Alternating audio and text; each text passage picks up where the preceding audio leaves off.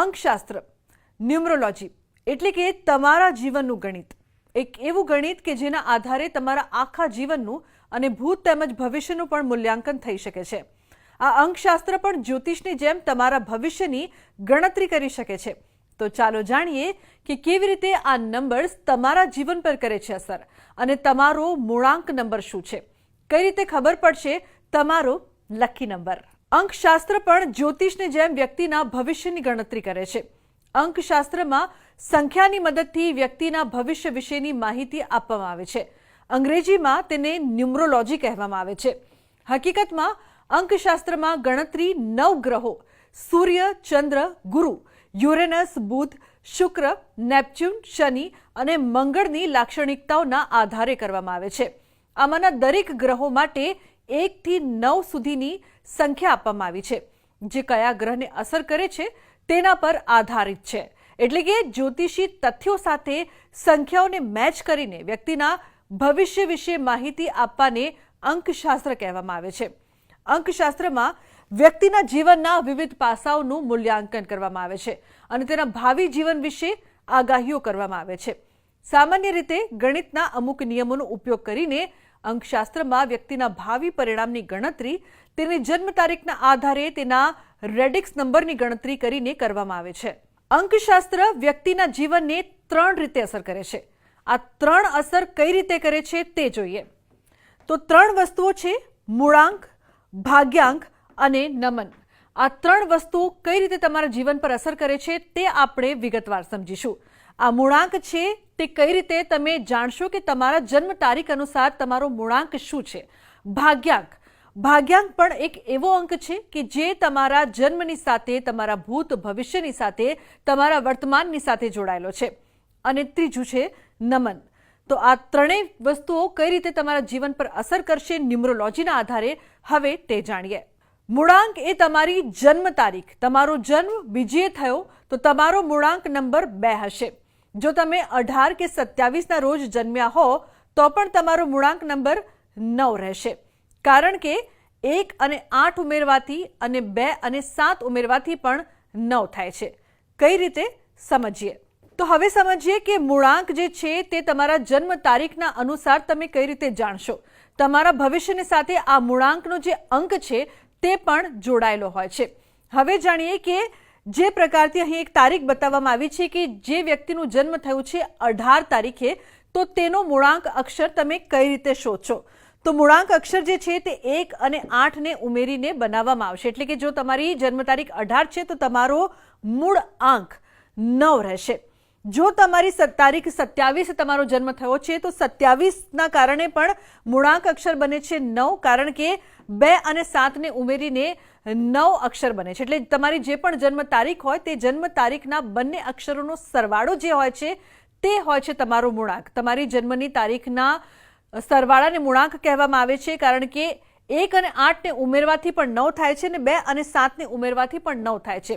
તો આ જે મૂળાંક હોય છે તે મૂળાંકના કારણે તમારા ભવિષ્યને લગતી બાબતો, તમારી વર્તમાન પરિસ્થિતિ કેવી છે, તમારો સમય કેવો ચાલી રહ્યો છે તે ગ્રહ અને નક્ષત્રોના અનુસાર તય કરવામાં આવે છે, જે ન્યુમરોલોજીમાં ખાસ રીતે જોવામાં આવે છે. એટલે કે 18 તારીખનો 9 મૂળાંક બને છે, 27 તારીખનો પણ 9 મૂળાંક બને છે અને તેના આધારે જ તમારો સમય કેવો ચાલે છે તે પણ ન્યુમરોલોજી નક્કી કરી શકે છે, ભવિષ્ય જાણી શકે છે. એ જ રીતે તમામ રેડિક્સ નંબરો લેવામાં આવે છે. લકી નંબરની ગણતરી સંપૂર્ણ જન્મ તારીખ ઉમેરીને કરવામાં આવે છે અને નામ નંબર પણ ગણવામાં આવે છે. નામનો સ્પેલિંગ બદલીને નામનો નંબર બદલી શકાય, પણ રેડિક્સ અને ડેસ્ટિની નંબર એટલે કે તમારો જે લકી નંબર હોય તે તમે નહીં બદલી શકો. અંકશાસ્ત્રમાં મૂળાંકનું મહત્વ રહેલું છે. અંકશાસ્ત્રમાં મૂળાંકમાં મુખ્યત્વે સંખ્યાઓનો ઉપયોગ 3 રીતે થાય છે. અંકશાસ્ત્ર અને જ્યોતિષશાસ્ત્રની મેચિંગ તમામ 9 ગ્રહો, 12 રાશિઓ અને 27 નક્ષત્રોના આધારે કરવામાં આવે છે. તો ન્યુમરોલોજી અને જ્યોતિષશાસ્ત્રમાં મેચિંગ થઈને જે તમામ 9 ગ્રહો, 12 રાશિઓ અને 27 નક્ષત્રોના આધારે જે નંબર મળે છે તે નંબરના આધારે ન્યુમરોલોજીના કેટલાક નિયમો હોય છે. તેમાં આપણે મૂળાંક નંબરની વાત કરી રહ્યા છે. વ્યક્તિની જન્મ તારીખ એક પછી એક ઉમેરીને જે સંખ્યા મળે છે તેને મૂળાંક નંબર આપણે કહીએ છીએ. તો હવે કોઈ વ્યક્તિની જન્મની તારીખ જો 29 છે તો 2 અને 9 ને ઉમેરીશું તો મળશે 11 નંબર. પરંતુ 11 નંબર જે હશે તે 11 નંબર તેમનો મૂળાંક નંબર નહીં હોય, કારણ કે એ 1 અને 1 ને ઉમેરીને જે નંબર મળે છે એ નંબર હોય છે 2 અને તે વ્યક્તિના જન્મની તારીખ અનુસાર તેનો મૂળાંક નંબર 11 નહીં પરંતુ 2 હશે, કારણ કે જે મૂળાંક નંબર હોય છે તે 1 થી 9 ની વચ્ચે ગણવામાં આવે છે. તેની કેલ્ક્યુલેશન એ પ્રકારથી થાય છે. એટલે કે 9 અને 2 ને ઉમેરીને જે 11 નંબર મળે છે, 11 નંબર એનો મૂળાંક નંબર નહીં હોય, પરંતુ 11 નો પણ સરવાળો કરવામાં આવશે તો 1 અને 1 ને ઉમેરીને 2 નંબર મળશે, તો મૂળાંક નંબર 2 મળશે. એટલા માટે કારણ કે જે 9 ગ્રહો છે તે ગ્રહો આ નંબરની સાથે જોડાયેલા છે, તો વ્યક્તિની મૂળાંક સંખ્યા 2 હશે અને આ મૂળાંક નંબર પણ તમારા ભાગ્ય સાથે જોડાયેલો નંબર હશે. એટલે કે આ નંબર તમારા ભવિષ્યની સાથે જોડાયેલો હશે, તમારા મૂલ્યની સાથે જોડાયેલો હશે અને તમારા લકી નંબરની વાત કરવામાં આવે તો તેની સાથે પણ જોડાયેલો હશે. ઘણા બધા લોકો એવા હોય છે કે પોતાના લકી નંબર અનુસાર પોતાની કારના, પોતાના દસ્તાવેજોના, પોતાના ફોનના નંબર પણ તેઓ રાખતા હોય છે. તો આવી રીતે જન્મ તારીખથી આપ આપના મૂળાંક નંબરને શોધી શકો છો, જાણી શકો છો કે તમારો મૂળાંક નંબર શું છે. તો મૂળાંકનની આપણે વાત કરી. હવે આપણે વાત કરીશું કે આપણે આપણું જે લકી નંબર છે તે કઈ રીતે જાણવું ન્યુમરોલોજી અનુસાર. તો હવે અહીં આપણે જોઈ રહ્યા છીએ કે એક વ્યક્તિની જન્મની જે તારીખ છે તે જન્મની તારીખ 22/2/1992 છે. તો ન્યુમરોલોજી અંકશાસ્ત્ર અનુસાર તેનો લકી નંબર કયો હશે તે આપણે કઈ રીતે જાણીશું તે જોઈએ. તો 22/2/1992ની જન્મ તારીખમાં જે તમામ તારીખો છે, તમામ આંકડા છે તેનો સરવાળો કરવામાં આવશે. એટલે કે 22 તારીખ તો 2 + 2 02 એટલે કે જે મહિનો છે તે 1992 એટલે 1 + 9 ફરીથી 9નો સરવાળો 2 ની સાથે, એટલે કયો નંબર મળ્યો? નંબર આપને મળશે 27. પરંતુ જે પ્રકારથી મેં આપને જણાવ્યું કે 9 ગ્રહોની જેમ જે મૂળાંક હોય, જે લકી નંબર હોય તે પણ તે ગ્રહોની અનુસાર 1 થી 9 ની વચ્ચે જ આવવું જોઈએ.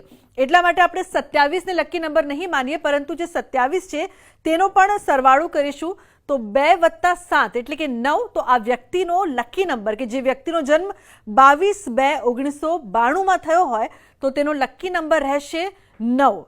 જન્મ તારીખવાળા વ્યક્તિનો લકી નંબર 9 રહેશે. આ રીતે તમારી પણ જે જન્મ તારીખ હોય તેનો સરવાળો કરીને તમે પણ તમારો લકી નંબર જાણી શકો છો અને તેનો તેના અનુસાર ઉપયોગ કરી શકો છો, જેનાથી આપને ફાયદો પણ થઈ શકે. પ્રાચીન માનવીય અને ભારતીય સંસ્કૃતિમાં જ્યોતિષ અને અંક વિજ્ઞાનનું આદિકાળથી મહત્વ રહ્યું છે. દરેક વ્યક્તિના જીવનમાં ભાગ્યનું ખૂબ મહત્વ હોય છે. અંક વિજ્ઞાન એટલે કે ન્યુમરોલોજીના વિવેકપૂર્વક ઉપયોગથી સૂતેલા ભાગ્યને જગાડી શકાય છે અને કોઈ પણ સંઘર્ષ કરનાર વ્યક્તિ ભાગ્યોદય પ્રાપ્ત કરી શકે છે. અંકશાસ્ત્ર એક સરળ વિજ્ઞાન છે. એમાં તમારો મૂળાંક અને ભાગ્યાંક અને તમારા નામનો અર્થ સમાયેલો છે. સૌથી પહેલા વાત કરીએ, જ્યારે આપણો જન્મ થયો હોય અને તમારી જન્મ તારીખ જો 12 હોય તો સમજવું તમારો મૂળાંક છે 1 + 2 એટલે કહેવાય કે 3. અને ભાગ્યાંક શોધવા માટે તમારી જન્મ તારીખ, તમારો જન્મનો મહિનો અને તમારી જન્મની સાલ એનો એડ કરવામાં આવે છે. ધારો કે 13 જૂન 1992, 1 + 3 + 6 199 + 2 આનો સરવાળો કરીએ તો 31 થાય. 31માં પણ 3 + 1 કરીએ એટલે 4 કહેવાય, તો એનો ભાગ્યાંક છે એ 4 થયો છે. સમજવું કે મૂળાંક છે એ તમારી માટે લકી છે. ઘણા લોકો કહેતા હોય છે કે 13 નંબર અશુભ છે, આ નંબર અશુભ છે. તો તમારો જે જન્મનો સમય છે, જન્મની જે ડેટ છે એ તમારી માટે ક્યારે પણ અશુભ હોતી નથી.